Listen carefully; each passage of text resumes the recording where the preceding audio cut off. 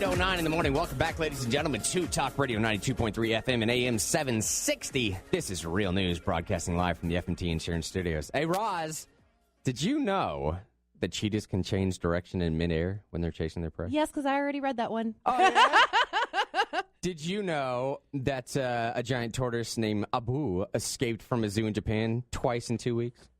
No. Did you not know that? What a criminal. Is this your therapy? That's what I'm wondering. I love these guys. I'm obsessed with them. It's his therapy, his little timeout. Yeah. Did you know that the end of the minute hand on London's Big Ben clock travels 118 miles in a year? Isn't that crazy? You don't know all these I facts. saw that one already. I've been through like that whole book. Hey, my name is Mr. Henry, joined in studio right now by an awesome guest. Oh, hey, you want to do Sherry Voluntary? Which one do you want to do? Sure. That's All right. Most people know me by that. That's right, yeah. Hey, I think. Sherry Voluntary back in studio with us. For the properers of the audience, that's a new term I just coined right now. Sherry Clark, better known on the ballot, came in third in the gubernatorial race. Let me ask you, let me start with this here. Everyone knows you as Sherry Voluntary, what you used to do with Talk Radio 92.3, what you're doing now. We're going to get into that here in just a little bit. But for you, on election night, I'm sure you're watching some of the coverage, and you probably saw your name pop up on the TV screen. What was that like? What did that feel like? I actually wasn't watching it. Were you not? No, because I don't care. Oh. You know how I am. Yeah. But my producer, Daniel, came over and said, "Could you, have you seen these results?" And I'm like, "No, what's going on?" He's like, "You're in third for the governor." And that was only with 2% counted. Yeah. And so myself and some other guy kept switching places, but I ended up in third. So yeah, it was it was surreal though. I mean, that's when I first saw it. I just kept laughing because, I didn't campaign. I was going to say you didn't do any campaigning. I didn't raise 1 penny of money.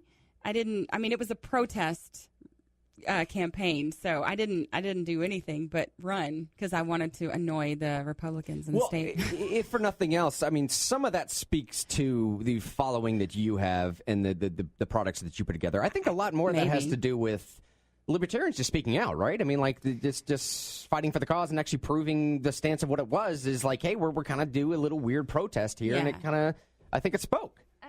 Yeah. I mean, it was all in protest of what we see, and if anyone really looks at it, we'll see unfair ballot access laws in the state of Tennessee, which are some of the most stringent in the country. And there's a reason for that. And so we decided, well, if they're not going to let us on the ballot as libertarians, an established party that has been around since the 70s, then we'll just run as many people for governor as we can.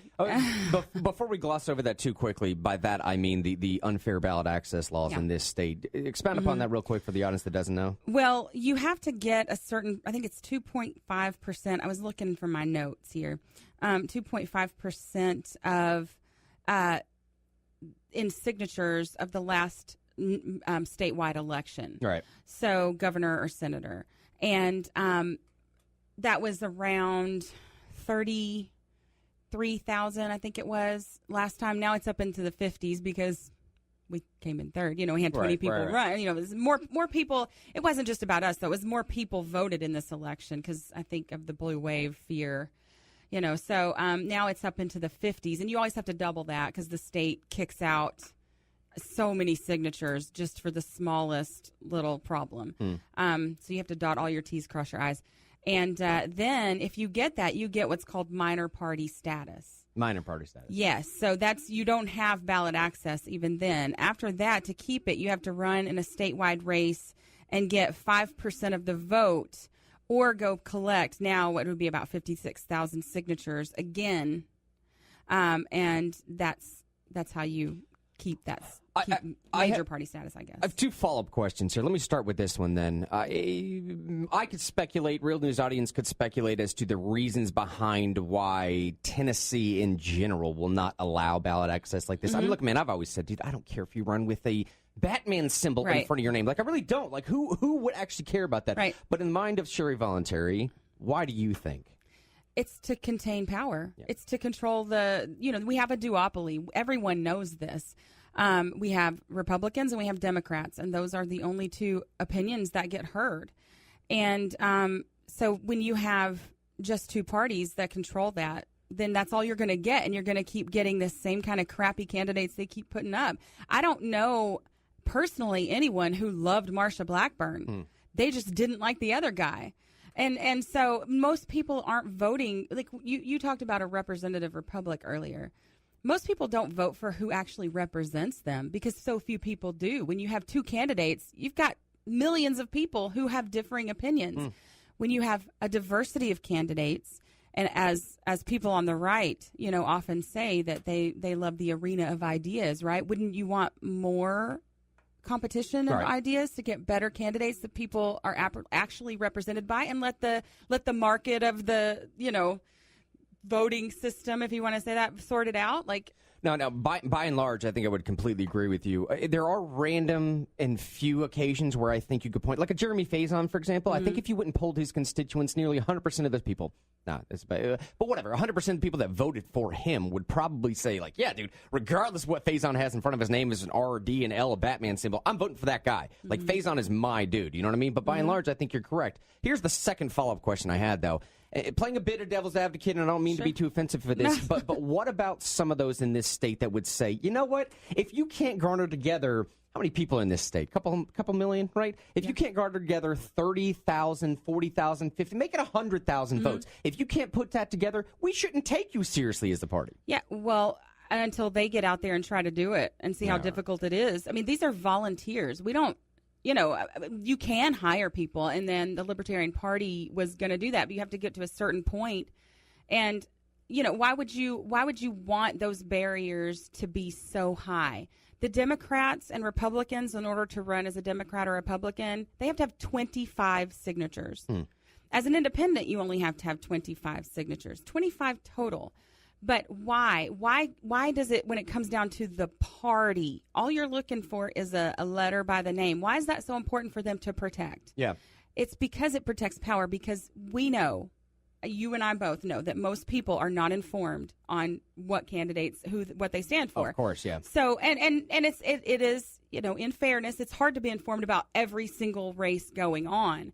But most people vote a straight line ticket. If they vote Republican for governor, they're not probably going to vote Democrat for dog catcher, right? They're going to vote Republican. That Arizona race is so perplexing to me right now for that very reason. Sorry to interrupt you there, but let me ask this as well too. Then, pulling back a little bit, talking about that gubernatorial race, you ended up coming in third here as well. If you're just joining us, we're in the audience. We're joined by Sherry Voluntary. Going to give her an opportunity in this next segment to let you know about the things she's doing. And I say it's important to let everyone know about what she's doing, because I think that had at least part and parcel to do with why you got so many votes, right? Because I don't know. Nah, come on, you're a fairly big name in this area now. You're doing some stuff, you're making some waves, right? I do have stuff going on, but I don't know. I am very cynical, as you know, about the voting system. Sure. So I think it was had a lot to do with placement, and that my name sounds right. That's true. Yeah. That might not be bad. Well, let me ask about that then. Where was the organic development of this? And by this, I mean, did a bunch of libertarians get together one day at some Knoxville party meeting and say, hey, let's just game the system and throw, what was it, 20-something candidates out of the 18? It ended up being about 15. They were calling it the Tennessee 20, but it started out closer to that, but it ended up being 15 that actually got on the ballot.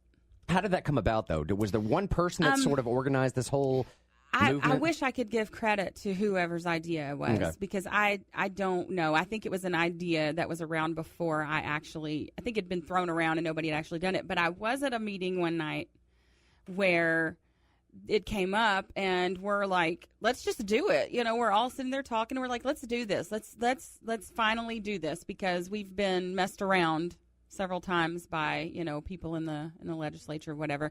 So let's do it. Let's just be a thorn in their side until they help us out.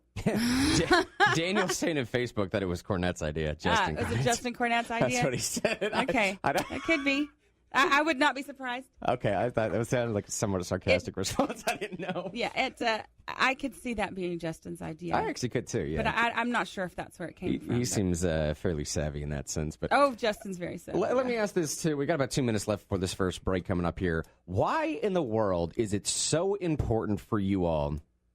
That's probably a bad way to phrase it. Libertarians in general. Why in the world is it so important for libertarians to have that L in front of it? Do you get what I mean? Greg Samples is the same thing. I had Greg in here, great guy. I agree with the vast majority of his political philosophy. I honestly, I wish he That's going to sound bad. I wish he would have taken himself more seriously in that race. Yeah. Right? Because even from the forefront, he was kind of saying, I'm not really out here for your votes. Right. I'm just out here to change hearts and minds so that future generations will do something right. But why, dude, and I ask this people all the time, why not just infiltrate and change? Why is it not more important to rely upon the political philosophy than it is that simple L? Because honestly, Sherry, between you and me, it seems like libertarians, even in Knoxville, can't figure out a ubiquitous understanding for anything, right? Yeah, it's difficult because libertarianism is grounded in a philosophy. Right. The Libertarian Party is not necessarily representative of that philosophy, so that's where you have a lot of problem. But Greg, was running to get the message out there because people often don't listen to you unless you're running for office. So, and it takes a lot of money to actually win a race. We know this, generally, not always. Yeah, a lot. Not always. Justin Lafferty proved that, I think. But he sunk a good deal into it. He knocked on 7,000 doors on his own, though, himself. It's either money or crazy effort, right? It's so you got to do something. But the reason it's so important is, and this is, I'd make the same statement I made to Mr. Pace, who called in. He's a Libertarian Party member when I was on Hubert Smith's show the other day. And he said, it's not about the letter beside your name. It's about voter participation. And I would just challenge the Republican Party then to run all of their candidates as independents if it doesn't matter, because they know it matters. They absolutely know it matters because of the reason we stated before, because people go, well, I'm a Republican. There's my guy. That's why we keep getting crappy Republican and crappy Democrat candidates, because people do that. And Libertarian Party either wants that advantage to go away or wants to take part in that advantage as well. We got to hit this break right now. When we come back, I'm going to see if Miss Sherry Voluntary can help me figure out this dilemma I have going on. Because this hits here, it hits near and dear to you as well. Facebook, Google, the algorithms sort of subjectively weeding out people, and who got caught up in the mix? All these libertarian Facebook pages for no apparent reason, but it happened, and that's why I'm hoping Sherry can help me figure out too. Do I need to be libertarian, free market minded, or do you need to say, nah, man, we got a monopoly going on here. We need to figure something out. 8:21 in the morning. Be right back. 8:25 in the morning. Welcome back, ladies and gentlemen, to Real News. Joined in studio by Sherry Voluntary, Sherry Clark, if you're proper. I don't know. Sherry Clark, if you're nasty. I think it's the other way around. Voluntary, if you're nasty. Voluntary, if you're voluntarily nasty. There you go. Go ahead and for the Real News audience that appreciates your philosophy and what you're saying here, let them know where they can find a bit more about what you're doing in the area. Facebook is a great place to find me. I'm on there a lot. I've got the Sherry Voluntary Show, and there's a show page you can find on there on Facebook. I do another more inside baseball to my political values called Postcards from Somalia, which is not for children. It is an adult program. There's adult language. Oh. Yeah. Oh. Imagine that. Oh, my goodness. So, beware if you tune into that. And then I've started a company with a couple friends of mine, Little L Productions. Oh, cool. Yeah, and they do the Gold Standard with Alan Mosley. He's the guy I do postcards with. And then Mike Meharry, who works with the 10th Amendment Center and is also the person being sued by the city of Lexington for questioning why they were putting up surveillance cameras in a local park. That's a badge of honor right there. Yeah, he's an amazing guy. He's been a journalist, an actual award-winning journalist. He started in sports for many years, and he also does a podcast called Godarchy. Let me ask you, why Little L Productions? Because that means a very specific thing in the libertarian world, right? Yeah. It's the libertarian philosophy as opposed to the party.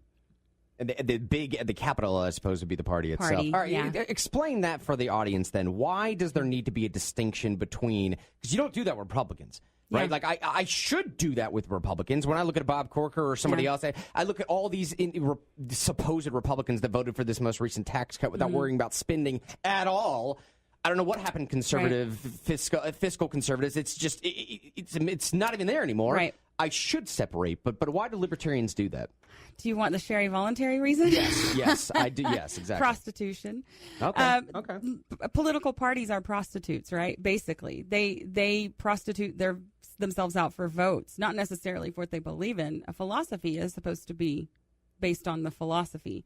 So, that's a very crude way to put it, but it's you are not bound to the voter to have your philosophy. And so, therefore, to me, the philosophy is tantamount and way more important than a political party. Right. The political party often compromises and sells out ideas. Any political party, every political party, that's what they have to do to gain power. But Sherry, it works, though.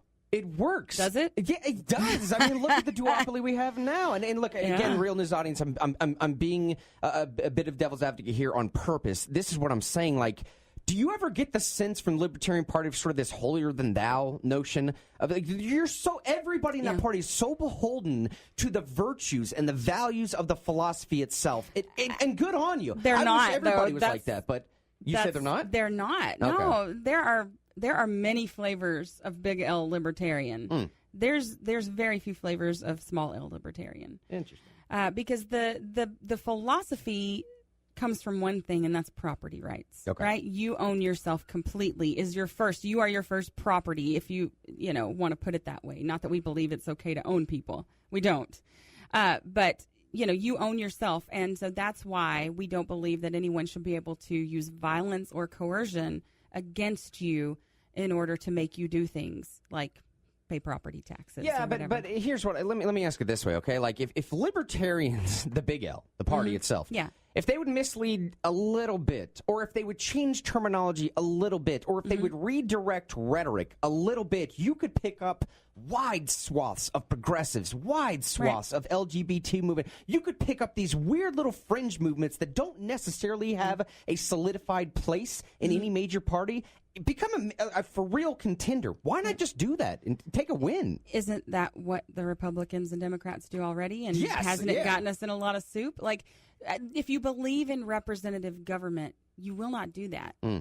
If you believe people should actually be represented for the values that they aspire to, that they have, then you won't do that. You want people to actually tell you who they are. Like everyone says they want honesty from their politicians, and then they do everything against actually having honest politicians. So I think that I'm not a big fan of the system, period. But if you're going to have it and work within it, you should at least do it honestly. Because for one, if you build a base on lies, then you have a whole bunch of people. Look, Al Gore, Bob Corker, two people from Tennessee that I know a lot of Tennesseans are not happy with for many reasons. But one of those is that they espouse certain values, and then they didn't actually hold those values. When they got in power, they played the game. And that's what so many people, that's what a lot of people, my problem with many in the Libertarian Party even, is that I see they want to play the game. Because you have a lot of people who don't espouse the philosophy totally because they want votes. Right.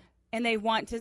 That we've had people who ran as different candidates and then switched party affiliation. And they didn't win this time, did they? No. Because I would never vote for someone. I mean, I don't generally, but I would never vote for someone who changed their party affiliation right after they got power, because I would feel like they lied to me. Let me ask this then, and honestly, Real News Audience, this is why I appreciate Sherry volunteering. I was just telling her off air as well too. There's very little in my life that I appreciate more than consistency of worldview, and I have to say these anarcho-capitalists and libertarians, at a minimum, their political philosophy and their worldview through and through is entirely consistent. I love that. I absolutely love that. It strikes me as a bit strange sometimes when it basically becomes the party of walking oxymorons when you have honest politicians. It's not a real thing. Honest people would just say not a real thing, right? Yeah, no. Just morons, right? Yeah. Yeah, some people would say that. 8:31 in the morning. Hit this quick break. Come back with a question for Jerry Voluntary, specifically about Justin Lafferty and our new county mayor. And then I really want to get into this headline from Wired.com: how Google and Amazon got away with not being regulated. Be right back. 8:38. Yep, that's right. 8:38 in the morning. Welcome back to Real News, ladies and gentlemen. We're eventually going to get to this Google stuff, I promise, but there's just so much better stuff that keeps coming up. They say don't do radio off air, but I do it all the time. It's best stuff happens. That's why you got to check out the Facebook. They're getting a full dose of this. Let me ask this coming back in, Sherry, and then we'll get straight into the Google stuff here. Glenn Jacobs, county mayor. Sorry, be proper here. County mayor Glenn Jacobs now, and to some extent Justin Lafferty are individuals that, in my mind, lean libertarian that ran with an R in front of the name. And the only reason why I say that and feel comfortable making that claim is because I follow a couple libertarian pages, and you and Justin Cornett and Daniel Blanchett and maybe you should be throwing out last names here, but Josh, Echo, all these people that are well known for libertarian leanings in this area, and at least a few of y'all I've seen. Here's who I voted for, right? Or who's the actor guy that Jeff? What's his name? Delaney. Yeah, right. He's another one. Okay, here's who I voted for in this area, and a few of them that libertarians have been willing to endorse have been, with ours in front of the name, Glenn Jacobs and Justin Lafferty. Getting back to the original question is that not a sense of betrayal to the party at large for Glenn Jacobs to lean libertarian but run with an R in front of his name? I mean, many party libertarians see it that way. Okay. I don't. I see it as someone who understands the power structure and that they're specifically trying to keep you out. So why not? Like they invite you to run like that when they don't allow any other person to be represented under that. But also, I can't speak for Justin or Glenn, but I can tell you that I would say they espouse a lot of the philosophical ideas of libertarianism, which many Republicans claim to espouse. Just so many people want to compromise those ideals when it comes down in time to do things because we'll never get anything done. But honestly, I mean, everybody, that's what the system is about. It's about compromise and sellout and to get what you really want. Let me switch topics then and really put it at home. I'm going to do this by reading at least a couple paragraphs of this article here from Wired.com. Again, the headline is How Google and Amazon Got Away with Not Being Regulated. And this is really going to help me work through some of this stuff as well as to, are we talking about a monopoly? Should I really just buy into the free market system? Once upon a time in the 1990s and 2000s, the web and the internet were new and everything was going to be forever different. The web formed its own special exception to just about everything humanity had faced before. Personal relationships, private identity, and communication styles were all different in cyberspace. Logically, this also suggested the demise of the usual principles of business and economics. What else could one conclude when, in the 2000s, a tiny blog could outdo an established media outlet, and even today, I would say? When startups seem to come from nowhere, gain millions of users overnight, and make their founders and employees wealthier than an old-school tycoon. The man who described the mood was author Jerry Barlow, who in the 1990s implored those interested in cyberspace to imagine a place where trespassers leave no footprints, where goods can be stolen an infinite number of times and yet remain in possession of their original owners, where businesses you've never heard of can own the history of their personal affairs, where only children feel completely at home, where the physics is that thought of rather than things, and where everyone is a virtual, as in the shadows of Plato's cave. Now, here's where it becomes problematic. All this is suggested that in cyberspace there could be no such thing as a lasting monopoly. The internet would never stand for it. Business was now moving at internet speed. A 3-year-old firm was a middle-aged entity. A 5-year-old firm almost certain near death.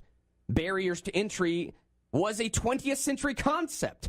Now, competition was always just only one click away. But Sherry, that was the 90s and 2000s. That's not where we are now. And I read this before, all right? You now have conglomerate takeovers of Google buying 214 other companies. 214 other companies. Wait, completely unchecked. Most of them didn't have any sense of competition involved at all. You have Facebook now that strung together 67 unchallenged acquisitions, which seems impressive unless you consider that with Amazon, who undertook 91 unchallenged acquisitions. And again, like I said before, Google buying out 214 other companies, only a few of which were conditioned on anything at all. Here's the point that I'm making, Sherry, is libertarian pages in general, when this whole sort of Facebook purge went through, they were caught up in this sort of like ancillary mess. It was like a mesh that just took up a bunch of libertarian pages for no real reason at all. Yeah. And it seems like, I don't know why, it was the worldview or whatever they were saying, whatever they were posting, or who knows, but this hits home for you and your party and the anarcho-capitalists. Y'all are getting taken over as much as the conservatives are, because unfortunately this subjective algorithm is including both of us together. Yeah. They can't see the minutia. They don't understand the nuance and the difference between what we have, so it's all just one big blanket. Most people don't either, honestly. Here's what I'm saying, Sherry, is I said this before starting out with, I'm getting fearful now that if we go back to the date that the Fed was created and someone says, like, this is going to be a private entity, okay, that prints and coins money for American government, and at the same time charges you interest on the back end of it. I would like to think that a lot of Americans were stepping back and saying, no, That's a bad idea. Am I misled here? Are we not doing the exact same thing? Although it used to be money, now it's control and access to information. Where do you stand on this? Well, of course, the Fed. It's not. It is a private company, but it's cronied up with the state. So when I say the state, I mean the federal government.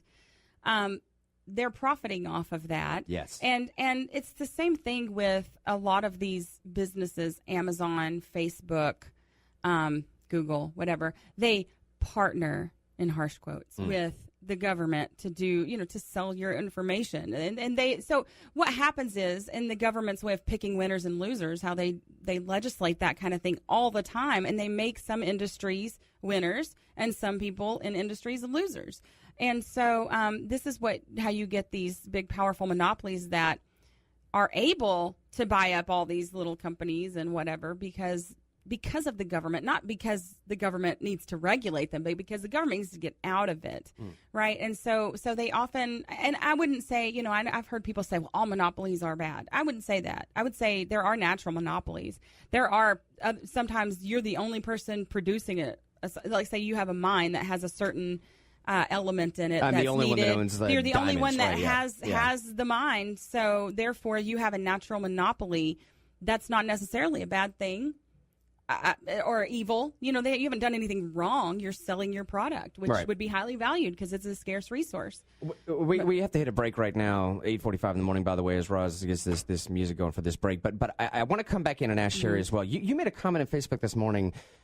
I'm paraphrasing slightly, something to the extent that, like, no one forced this technology on you, right? And I want to challenge that notion a little bit because I think we are now in the situation where it is kind of being forced, right? Like, I'm the only person that I know personally that doesn't post on Facebook or doesn't have an Instagram. And I'm starting to wonder, too, like, it's the argument's always been brought to me, like, when Mr. Henry, if you start talking about government oversight and regulation, you're stifling progress. You're stifling technological development. Not really, man. Like, if Facebook finds someone that does it better than them, they just buy them out. That's what happened to Instagram. That's what Microsoft is doing. It's the same Microsoft model. We're just repeating our same mistakes. 8:46 now in the morning. Hit this break. Be right back.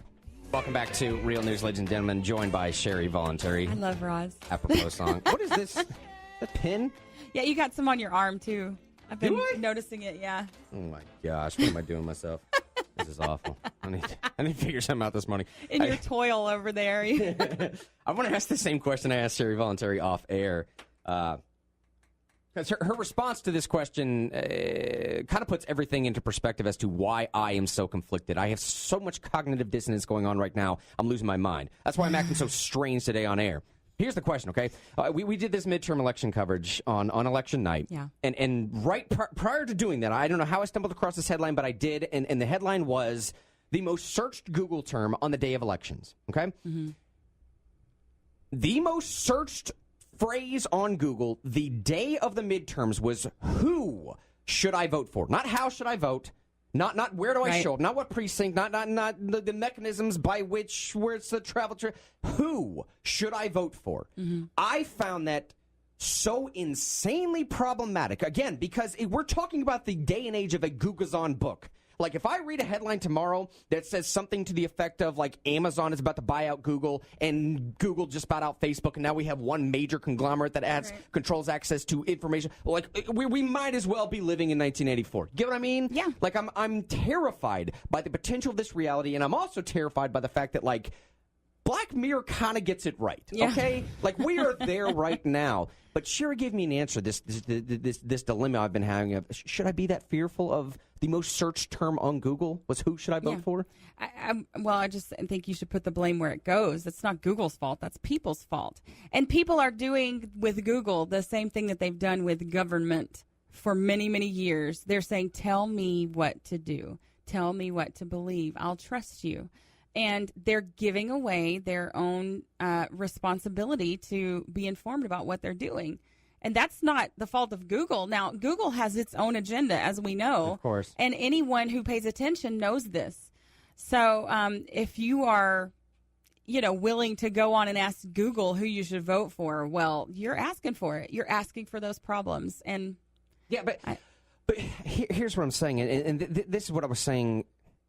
I appreciate the philosophy of anarcho-capitalism, even libertarianism, if you want to, because all it is for me is just a full-on recognition of man's free moral agency. Yes, okay, absolutely. And to try and take that away from someone or to try and manipulate it, in my opinion, is the quintessential definition of perversion. Right? That is a perverse thing to do to someone, to try and manipulate. Now, with that being said, the vast majority of Americans are ill-informed, not exactly cognitive enough to comprehend some of the stuff we're talking about, and very easily manipulated. This sort of, do you not also share my fears a little bit that Google can do that? I do, because I'm always going to lose. Like, if it's a majority vote, I'm always losing because I'm outside of that. But I think, manipulation sounds like a bad word, but every interaction is a manipulation of some way. Like right now, you're asking me a question and getting my answer, but you're asking me a certain way. You could ask in a different way that may, make you have a different answer. But so I think that's something to understand, is that manipulation, or trying to what's the difference? Like, to manipulate someone is maybe to say that there's some kind of deception going on. Yeah, something nefarious, but to right? convince someone, manipulation means that you're trying to hide something from someone in order to get them to do a certain thing. Sure. Convincing someone is that you're trying to show them why this is in their best interest. So I think there's a difference in that. Yeah, I mean, look, to advocate for a certain position because you believe that's right. fine. That's one thing. But at the same time, to mask that through a facade almost, that you are being neutral in a platform, like Facebook claims to do, like Google claims to do. And they're not. And they're not. That's what I'm saying. Like, it seems like it's some type of fraudulent inducement, I don't know that it's fraudulent, because everybody knows they're doing it for the most. Like, anybody who's paying attention, they should. Yeah.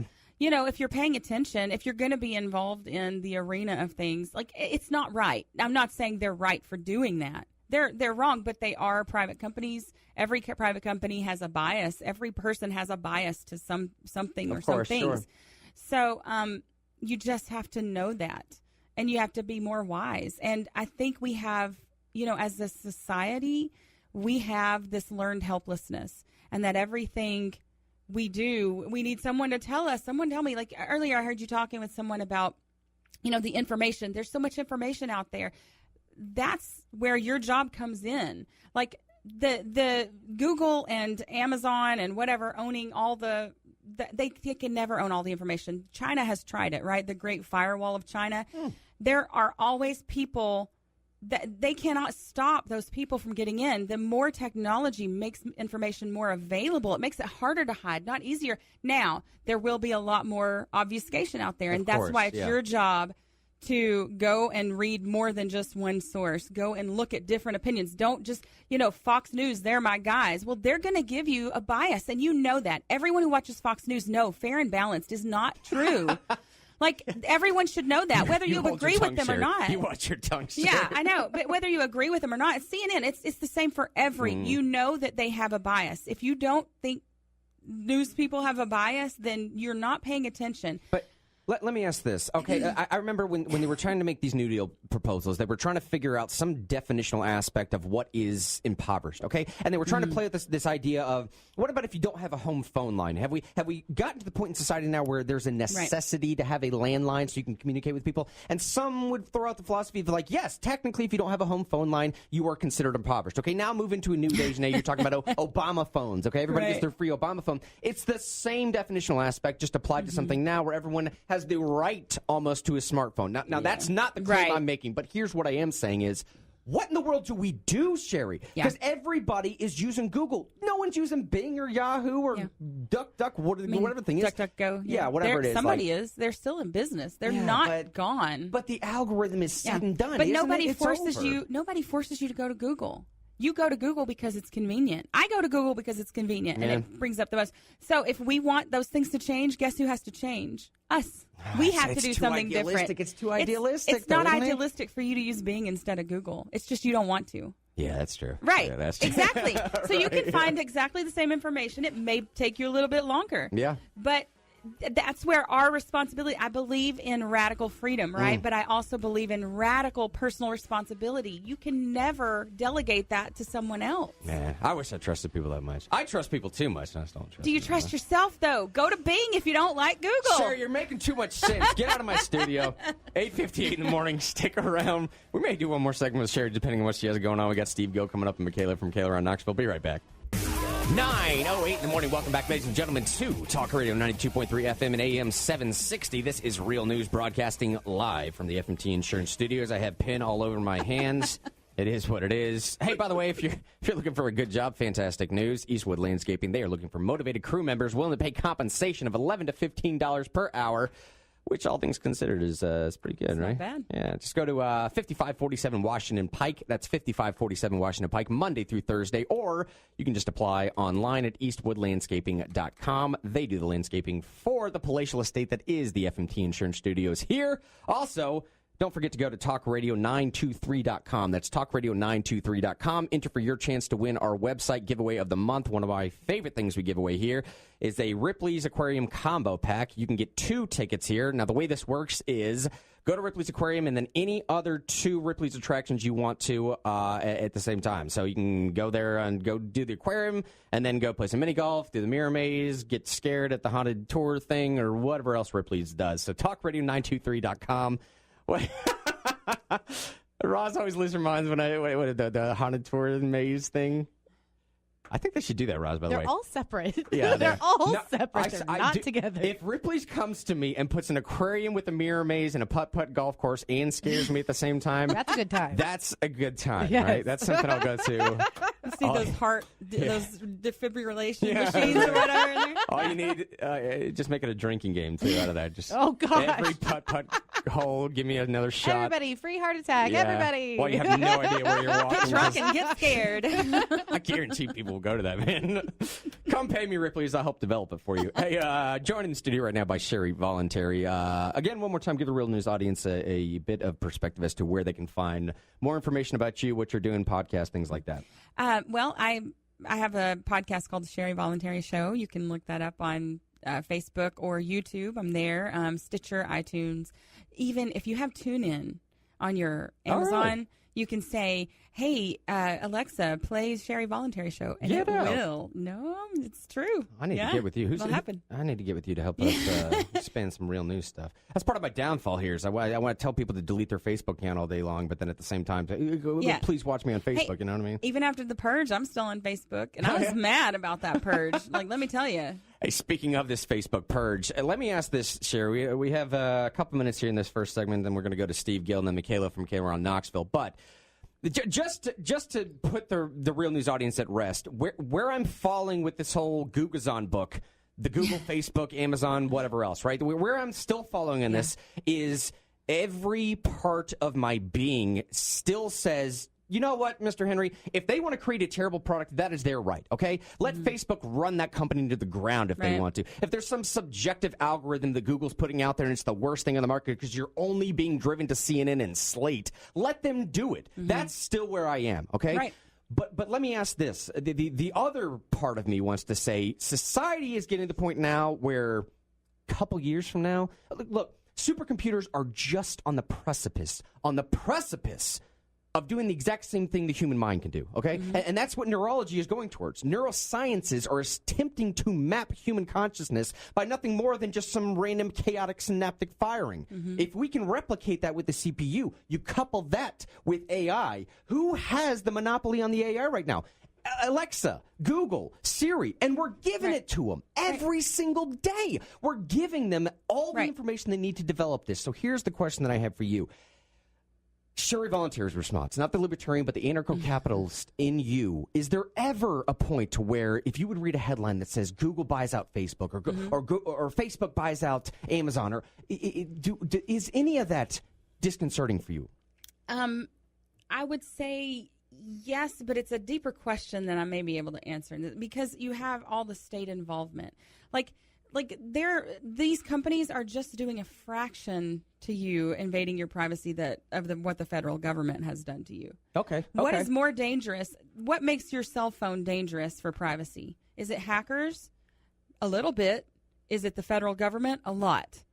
So I think that we can't minimize the impact of the feds on these companies. And I mean, look, Facebook sold your information to the CIA for like $6 million or something, whatever it was. I don't remember how much it was. Probably more than that. But we're not talking about the state that needs to regulate this, because the state is the biggest perpetrator of your privacy. I just read an article the other day where some segment of the government has bought thousands and thousands of dollars worth of streetlight cameras. They put them in the streetlights. You don't even know they're there.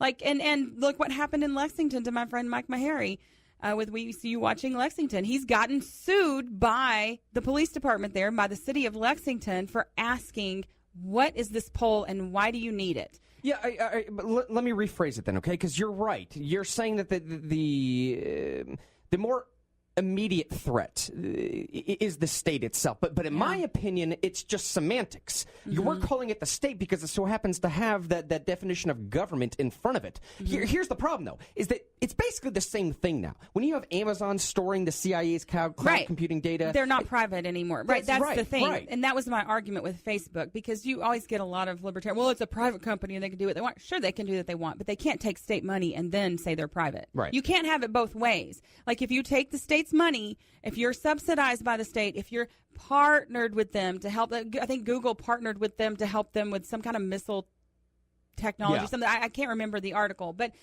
these people they're cronies. This is the problem with the cronies system, the crony capitalism. Like, I'm a capitalist, but I'm not for cronyism, which is what we have now. So, I mean, you look at the defense industry.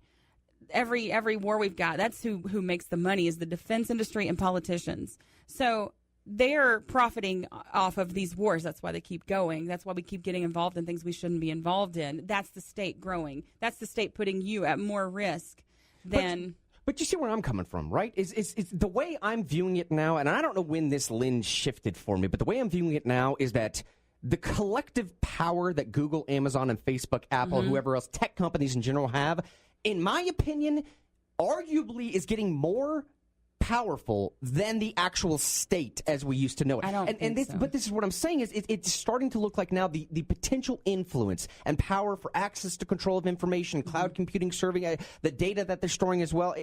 Look at the Arab Spring, right? That was a Twitter account that started that off. They can change full-on societies by one link. Right. This is what I'm saying.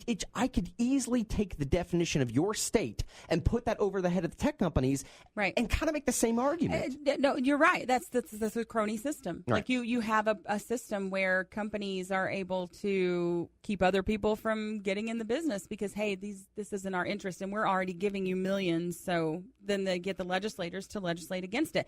Politicians couldn't sell favors if they didn't have favors to sell, but they do. We've given that to them, and people continue to give that to them and continue to compromise on those core principles that they say they believe in when they don't. Because we talked about this off air. You can compromise on many things, but you can't compromise on principle. If you say you believe in freedom, then believe in freedom. Actually be for that. You can't say I'm a freedom-loving American and then put the guy in jail who won't stand for my special, the special song and the special cloth. Like, you can't do that. I know it means something to you, but it means something to you, and we used to have that. People used to be able to have a difference of opinion and go, well, that person's just insane and I don't like him. But calling for him to be kicked out and put in jail and all these things, I didn't think that goes against freedom. Let me pull back 30,000 feet then here, okay? Let's say you and I are living and we're doing this program and we have a time machine or something, right? We're doing this program decades upon decades upon decades ago, okay? And we're having a similar conversation about Big Steel. Whatever Big Steel was back in the day, okay? And the proposal is to break up Big Steel because they basically monopolized the region. They monopolized the entire industry, and they've rooted everyone else. There is no version of competition left. It's basically the DMV, all right? For a private commodity, or not private commodity, but a commodity in general, you basically have the DMV version of that. Is there any version of this Google scenario, or again, decades upon decades ago, where Sherry Voluntary, the anarcho capitalist, is saying, like, this is the time where maybe there should be some federal oversight. Maybe someone else should get involved here? No, because I think a lot of those monopolies that you're talking about from long ago, the reason that they were broken up is not the reason that's in the textbook. All right, I'll give you that. Yeah, sure. I mean, like the government. This is where we come to the government indoctrination centers we call schools. The government writes the history, right? They're not going to make themselves look bad, but they despise competition. That's the problem. They despise competition, so they're not. I remember reading an instance of, it was one of the big barons, who had started a business in New York City ferrying people across the channel, and there was something going on. Anyways, the state regulated against him because he was beating everyone, because the ferry ride was free. He just had concessions on there. Mm-hmm. That's where he was making his money. But they didn't like, the other businesses didn't like that he was underselling them. There was competition. He was saying, okay, I'm not going to make my money here. This is where I'm going to make it. I can't say that those are accurate facts, Yeah, and see, that's the problem in the complexity of what we're talking about now, is because honestly, what do you even define as the commodity of Google or Facebook? They're not charging you anything. Right, but this is where it comes down to personal responsibility. I have a personal responsibility to, regulate my own beliefs. I have a personal responsibility to be discerning about the information I take in, to look at the source and to look at, okay, well, what do 5 other sources say? Then you piece together what the facts are. I mean, everything everybody gives you is going to have some bias to it. Yeah, so but there has to be some threshold, right? I mean, like we're operating based upon the presumption, even the presupposition that Google will never actually take over 100% of access to information. Right. That's our presupposition. Now, God forbid that ever happens, but there is some threshold where they get dangerously close to the 99.9%. What if Google goes, honestly, what if they go buy every library in America? This is a wild hypothetical. I realize I'm being bombastic here. But what if they buy every library in America, and they buy out Bing, and they buy out Yahoo, and now it's just the Googazon book. Like, it's just that. I mean, you could make that hypothetical, but we're talking about technology. They're not the only ones who have the technology. Other people are going to do that. Now, I would say that less technology is way worse for information. Like, what about when people only had a handful of newspapers? That's right, yeah. That they could go to. Then you get fed the government line, because we know we've had a corporate media for a long time. But then you have these little independent newspapers that start up. I mean, it's the nature of life that you're going to have people that do bad things. Right. But when you throw a state in there who has a proxy force that they can come and put a gun to your head and say, this is the law now, you have to do it. That's what I'm backing saying. Them, that's a problem. That's what I'm saying, too, is I feel like we're talking Project Mockingbird instead of the CIA. It's Facebook. But let me go to Michael here. Last couple minutes we have before this break. Oh, goodness. Probably don't have that much time for you. Sorry about that, Ross. Hey, Michael, what's on your mind, man? I only have a couple minutes left here for you. Yes, this is a question for Sherry. And Sherry, you were just all over this morning. Very good job.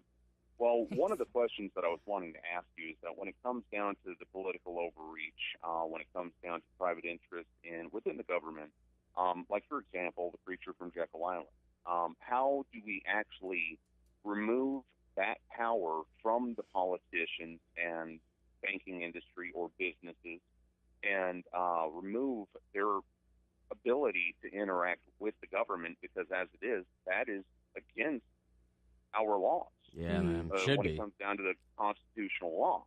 Yeah. And just like when you're in a courtroom, the judge actually is able to represent the law in any way he sees fit. Exactly. So as you know, that basically laws do not apply to that judge. He can do whatever he wants. Yeah. And this is the problem that we have in society today as a whole, because you actually have these private interests and these private meetings that are happening on a regular basis, and they have removed our power has been so liquidated. We, as a citizen, we no longer have the right to actually try to restore this